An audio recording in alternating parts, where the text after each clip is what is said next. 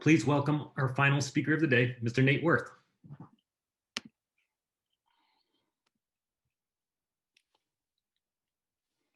The average American spends only 7% of their life outdoors.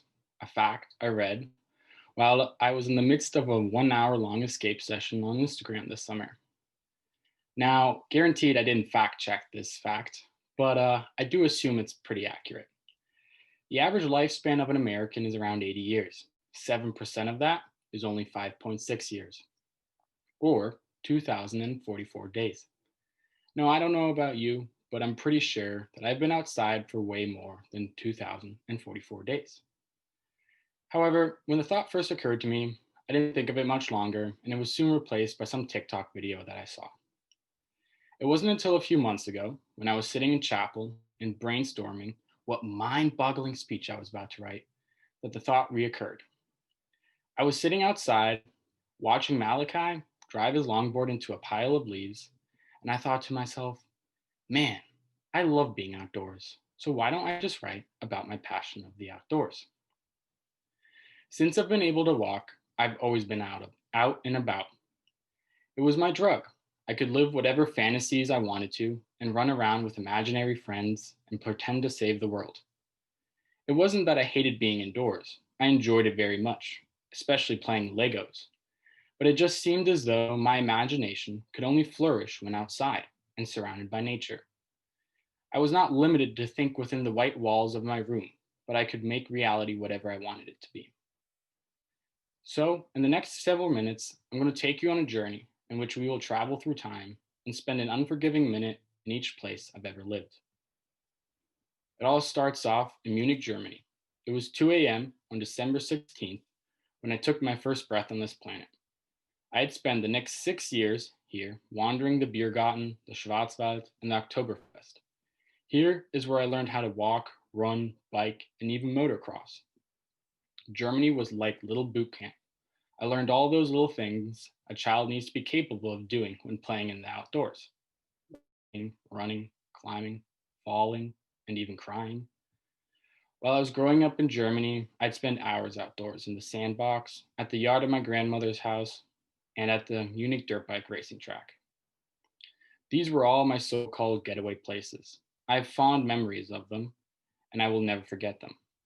I barely watched any TV, and to be honest, I didn't enjoy it very much. I was always too energetic and way too impatient to deal with the long waits during commercial breaks. So instead, I'd play outside. When I was living in Germany, my passion for the outdoors was a mere existence because I had nothing else to do.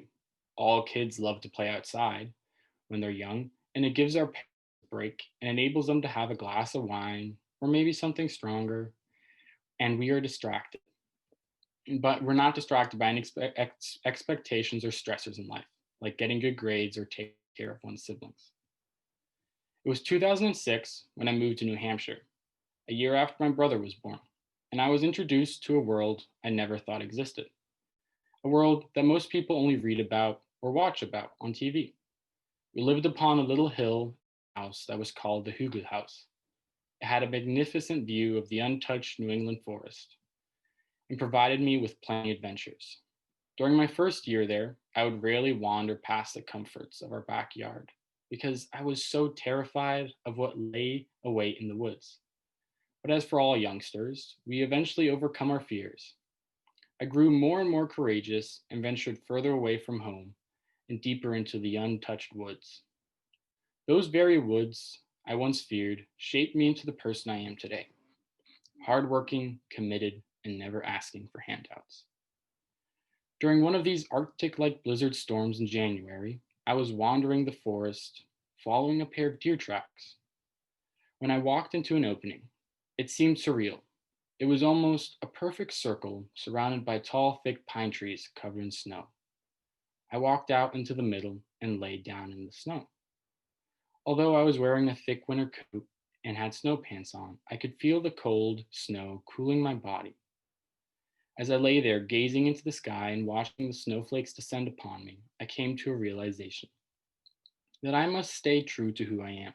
In order to stay happy, I must not let society and other people, like friends, change who I am. I was unaware of how significant this moment was to me and how it would impact me later on in life. In that instance, though, with no further thoughts and the snow increasingly getting colder, I got up and marched back home. Over the next 3 years in New Hampshire, I built forts all over our property and had the time of my life chasing deer, turkey vultures, and raccoons. The winters brought much adventure as well. I would build igloos and track down animals in the snow and get lost in the wilderness. There was just so much to do and so much to discover. During my time in New Hampshire, I was introduced with fishing, a sport, or some people call it a hobby, that I'd fallen in love with and remained very passionate about for the years to come. And I, However, my life in New Hampshire came to an end when I was first told that we would be returning to Germany. It was a shock at the time, the opportunity for another journey. When we moved to Germany, I was stripped of my endless backyard and reintroduced to a small little garden with barely anything to do. It was a very difficult time for me. It took a lot of time to adjust, and I never really adapted to the environment. I struggled in school, didn't make any friends, and just didn't know what to do with all the time I had on my hands. Another big shock was the inability to fish whenever I wanted to. I doubt any of you would know this, but in order to obtain a German fishing license, you have to be 40 years or older or have a plethora of free time because it takes many hours. It is also very expensive. I missed it so much that I bought a little fishing net and I biked to the local lake, which was not really a lake. You could call it more a hole in the ground with some water in it. And I'd try and fish with a net, but I was unsuccessful. And at one occasion, got yelled at by some old farts that were telling me I was breaking the law. This so called run the law deterred me from any future netting adventures, and I remained at home, stuck inside, not knowing what to do. I was freed in 2011 when I moved to Linz, Austria, where I was introduced to a much larger backyard and a plethora of unexplored forest. I was even able to build a treehouse after continuously nagging my father. I spent hours in that treehouse playing Nerf wars with my neighbor, creating tables, chairs, or carving random things out of wood. However, as much as I tried, I could never go back to what I had in New Hampshire. The freedom I was given in New Hampshire was not comparable to my freedom I had in Austria. I couldn't build a fort in the woods without an uninvited person moving into it. Yes, I built a fort in the woods with a roof, walls, and it was really snug. At times, I even thought about moving in when I had an argument with my parents at home. And one weekend, when I was going up to make some upgrades, I heard some rummaging. Then I saw a man peek his head out and say in German, "Was willst du?" I was taken aback, turned around, and just left. Someone had moved into my fort. Now, I left Austria when I moved to North Carolina in 2015 and was reintroduced with fishing, and I fell in love with it again. I even skipped school on a few occasions to go to fish new spots. I've always I also even discovered my passion for photography and would go out on long adventures in the woods and take pictures and relax. But my busy schedule of school and rowing always took away from that time. This changed when I came to Brooks. And no, I'm not saying that to get brownie points. I've had my fair share of bad experiences at Brooks, such as often being swamped with unnecessary homework that took me hours to complete, and reading papers on why the great Roman Empire wasn't all that great.